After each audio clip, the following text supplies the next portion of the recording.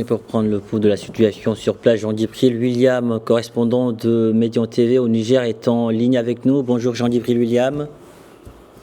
Bonjour Papa Cher. Alors, une délégation du Mali et du Burkina Faso est attendue à Niamey.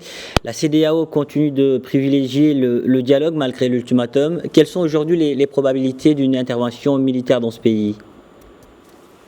Alors nous ne saurions être catégoriques, mais il semble bien, aux dernières nouvelles, qu'une attaque militaire soit de plus en plus probable. Hier soir, dans son communiqué, vous avez entendu, l'agent au pouvoir a annoncé la fermeture de l'espace aérien du pays, tout en réitérant sa mise en garde contre toute incursion dans l'appareil étranger. Le CNSP déclare d'ailleurs détenir des informations confidentielles selon lesquelles un pré-déploiement de troupes serait en cours dans 2 pays d'Afrique centrale dans le cadre de la préparation par la CEDEAO d'une éventuelle attaque.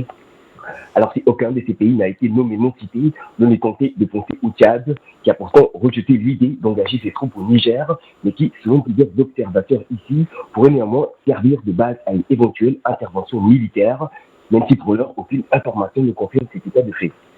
Il y a par contre certains aspects de la CEDEAO que la CEDEAO se doit de prendre en compte dans l'éventualité de ce recours à la force contre les forces armées nigériennes.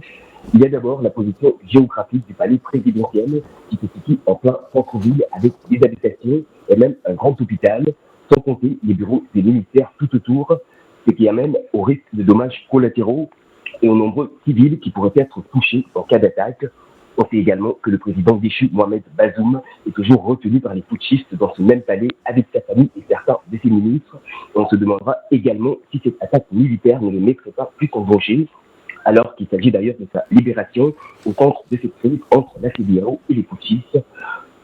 Il y a également des citoyens qui se sont érigés en brigade de veille et je peux vous dire qu'ils sont des centaines à passer la nuit à surveiller toute activité suspecte sur les principales artères de la ville, et les gens que nous avons rencontrés nous ont clairement dit être prêts à servir de bouclier humain dans l'éventualité d'une agression extérieure contre le palais présidentiel. Enfin, la CEDEAO devrait également prendre en compte les mises en garde du Mali et du Burkina Faso, qui selon certaines informations auraient envoyé ce lundi une délégation officielle conjointe conduite par le ministre malien Abdoulaye Maïga, qui serait venu témoigner la solidarité des 2 pays au peuple du Niger. Rappelons que ces 2 pays avaient prévenu que toute attaque contre la junte militaire au pouvoir serait perçue comme une déclaration de guerre.